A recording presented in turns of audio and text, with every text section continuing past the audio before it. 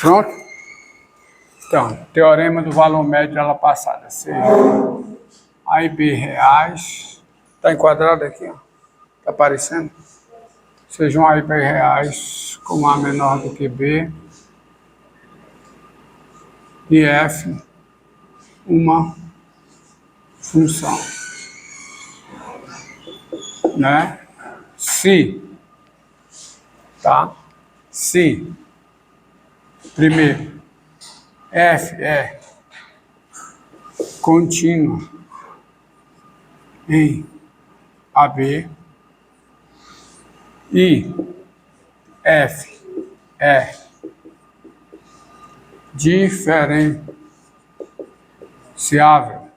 em AB aberto, então existe um C no intervalo aberto AB, tal que vale a identidade F de B menos F de A é igual a derivada da F em C vezes B menos A, que é a mesma coisa que tá, né? Quer dizer, F' de C é igual a F de B menos a F de A sobre B menos A. Esse teorema, por exemplo, ele dá o critério para você saber, para você descobrir, para você dizer aonde a função é estritamente crescente, aonde ela é estritamente decrescente, sendo ela diferenciável, olhando para o sinal da sua derivada, ok?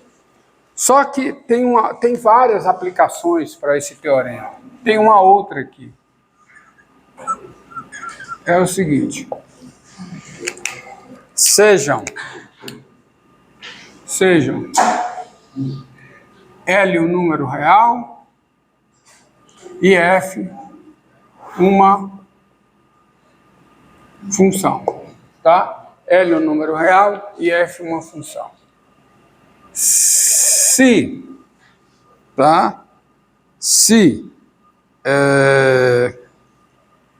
primeiro, se existe delta positivo, tá ok? Tá? Se existe delta positivo, tá ok? A F. Faltou uma coisa aí. E F é uma função contínua. Tá? Tá assim. Melhor o enunciado dessa maneira. O enunciado fica melhor assim. Sejam P um número real e F uma função, tá? Se existe delta positivo, tá o quê? Primeiro, F é contínua no intervalo P mais delta, tá? Tá bom? F é diferenciável em P mais delta. Tá? Você sabe que F é diferenciável aqui. Você vê, ela é contínua em P mais delta. Tá? Ela é diferenciável aqui em P mais delta, aberto, tá? E o limite, tá, de F' de x com x tendendo a P pela direita, esse limite é um número real, e esse limite é um número real. Veja bem, limite da derivada de f em x com x tendendo a p pela direita. E esse limite é um número real. Então, você tem a seguinte conclusão. F é diferenciável. F é diferenciável à direita em P. A F é diferenciável à direita em P. Tá? E a derivada pela direita da F em P é o limite com x tendendo a P pela direita da derivada de f em x. Tá? Esse critério, ele é muito bom. Veja bem, ó. Olha as hipóteses. As hipóteses são, tá? A f é contínua nesse intervalo aqui. P, existe um delta maior do que zero, então Vf é contínua aqui. Segundo, a f é diferenciável no aberto. Isto é, eu não sei se a f é diferenciável em P. Eu sei que a f é diferenciável no intervalo aberto P, P mais delta. E a terceira hipótese, vamos dizer a principal. O limite de f' de x com x tendendo a P pela direita é um número real. Então, você conclui que a f é diferenciável à direita em P. A f ser diferenciável à direita em P, lembrem, é esse limite aqui, ó. É esse limite com x tendendo a P pela direita, de quem? De f de x menos f de P, sobre x menos P, é esse limite ser um número real. Quer dizer, quando esse limite é um número real, você diz que a f é diferenciável em P pela direita. E isso aqui é, por definição, a derivada pela direita da f em P, tá? Que é o coeficiente angular da reta tangente.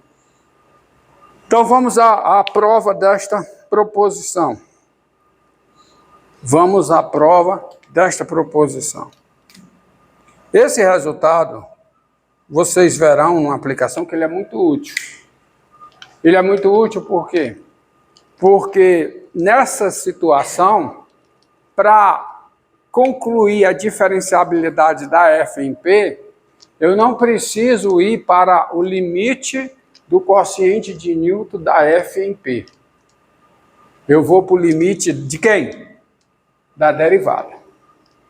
Tá? Então, primeiro vamos mostrar que essa proposição é verdadeira. Então, vamos lá. Admita o quê? As hipóteses. Admita as hipóteses. Quais são as hipóteses? Essas três aqui.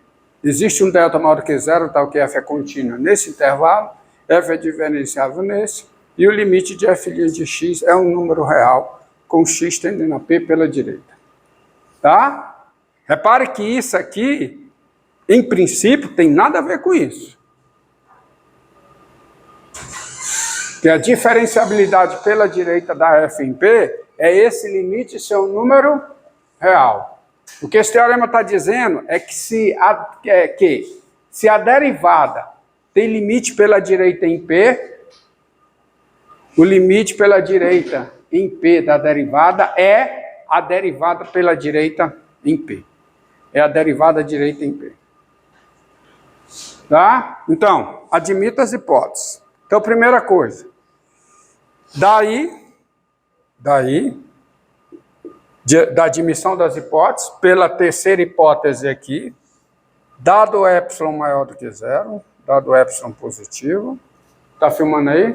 Tá ligado aqui, tá, meu filho? Tá ligado?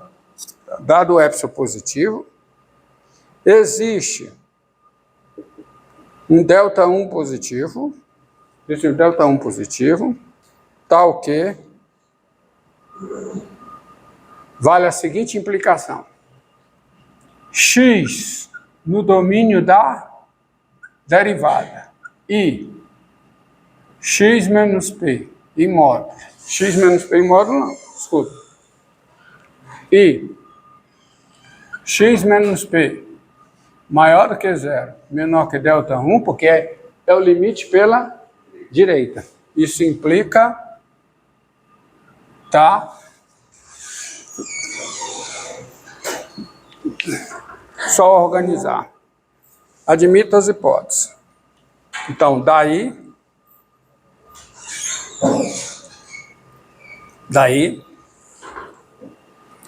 seja L real, tá o quê? O L é o limite de f' de x com x tendendo a p. Tá? Eu sei que porque está dizendo que isso é um número real. Então, assim, dado epsilon maior do que 0, existe um ΔI positivo, tá o quê? Isso aqui acontecendo implica a derivada da f em x menos L menor do que epsilon. Tá? Isso é a definição de L ser o limite de f' de x com x tendendo a p. É que dado o epsilon positivo, existe um ΔI positivo, tá o quê? Esta implicação é verdadeira. Né? Bem, logo, você vai ter o seguinte, escolhendo ou com delta, com ΔI igual a mínimo, com ΔI igual, x tendendo a p pela direita. Desculpa. X tendendo a p pela direita, tá? Que é isso aqui. Isso aqui é um número real. Logo, com ΔI igual a quê? Igual ao mínimo. Eu vou pegar o mínimo de delta aí. ΔI tens o seguinte. Primeiro, esse ΔI é um número positivo. ΔI é um número positivo. Certo? E observe o seguinte. E se x pertence ao domínio da f, tá? E x menos p em módulo é maior do que 0 e é menor do que ΔI, então, primeira conclusão é que o 0 é menor que x menos p, que é menor do que delta. Porque o ΔI é o mínimo entre quê? Entre delta e ΔI. Então, se o x menos p é menor do que ΔI e x está no domínio da f, então x menos p é menor do que delta. Tá? Deste modo, você tem duas coisas. Primeiro, se o x menos p é menor do que delta em módulo, onde é que está o x? O x está nesse intervalo aqui. Na realidade, o x está no intervalo aberto. Por quê? Porque o x menos p é positivo, menor do que delta. Então, o x está aqui dentro. Mas se o x está aqui dentro, como a f é contínua nesse intervalo, por força maior, a f é o quê? É contínua aonde? No intervalo px fechado. E a f, ela é diferenciável aonde? No intervalo px aberto.